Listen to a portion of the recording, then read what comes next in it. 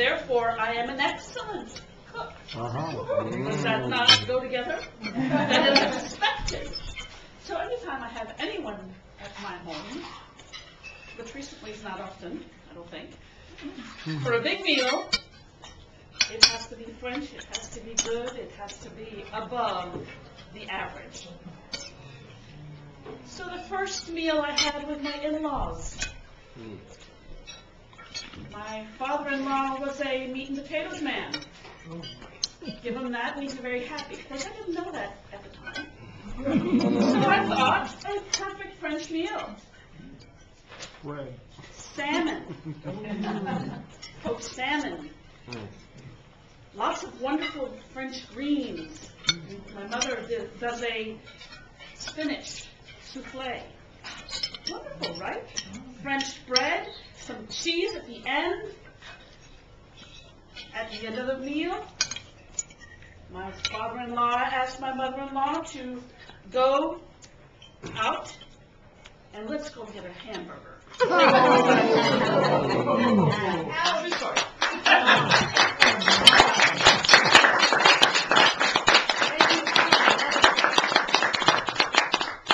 Disastrous. An in-law. I received a phone call from my daughter the first year that she was married.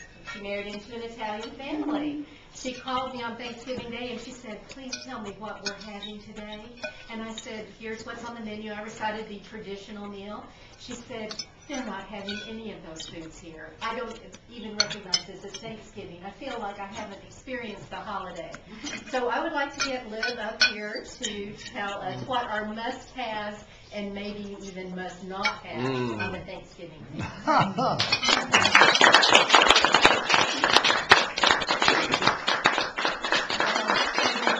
Master, my family is oh so traditional when it comes to Thanksgiving, and I feel so blessed.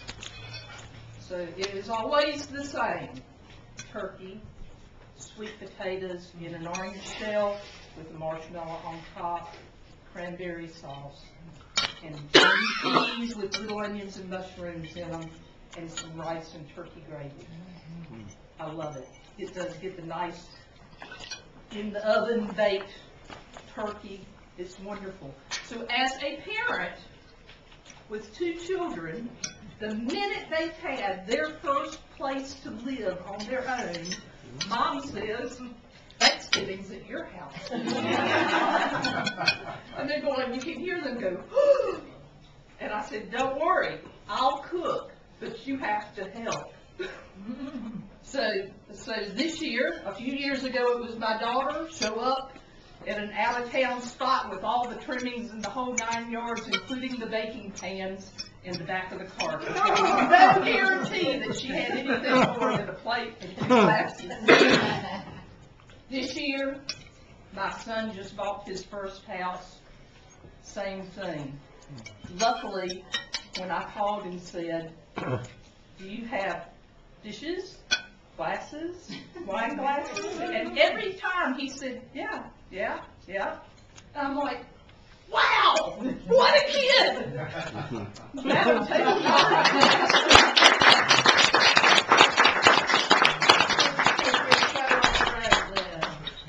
For the third topic, I would like to invite a gentleman up to give the most vivid memory of a childhood Thanksgiving celebration. Paul.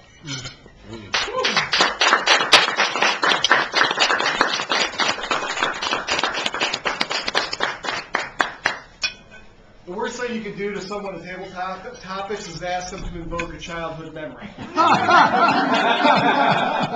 know I was a child because my parents remind me of that, but frankly, I have a hard time remembering a lot of stuff. Obviously, we had Thanksgiving because we continue to celebrate it today. I think one of my most vivid memories of Thanksgiving would probably be a childhood memory where I went to a friend's house. And this was a southern friend. I'm living in the South, but I'm born a Yankee, an adopted southerner. And they had okra.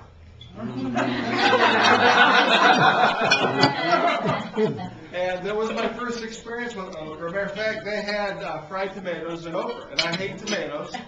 And I didn't. But the jury was still out on the okra.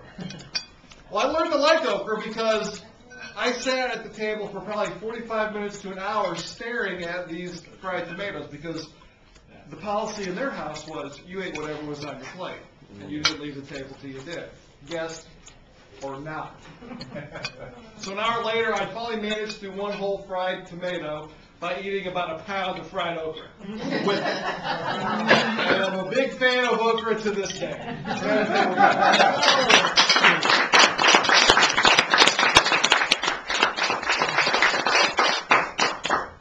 Well, they say you can't choose your relatives, but you can choose who you're going to invite to your Thanksgiving table to join you with your relatives. So, thinking of someone living or dead, Maya, would you come up and share who you would like to have come celebrate Thanksgiving with you and what you would talk to them about?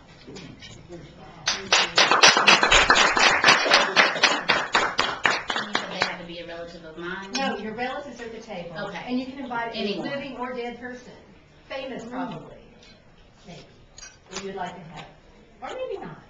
Okay.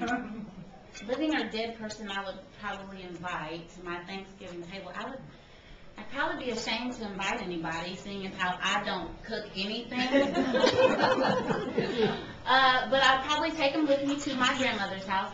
I would probably invite Steve Harvey, just because I think he's funny, and he would break up the monotonous, the boredom. On one end of the table, you've got the older, distinguished relatives that are eating properly with the right fork and spoon and drinking out of the right glass and not eating the wrong person's bread. And at the other end of the table, you have the we don't have a clue, just eat. And try not to put your elbows on the table.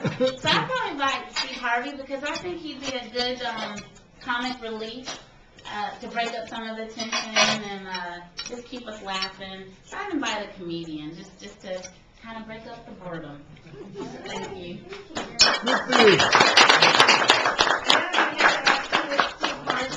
Oh gosh, I am.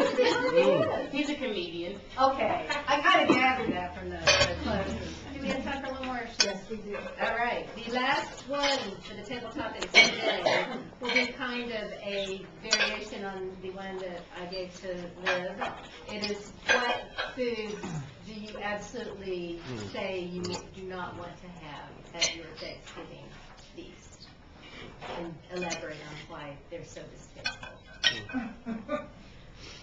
have to pick somebody that I've highlighted that hasn't been up here. Deneen. Deneen, yes.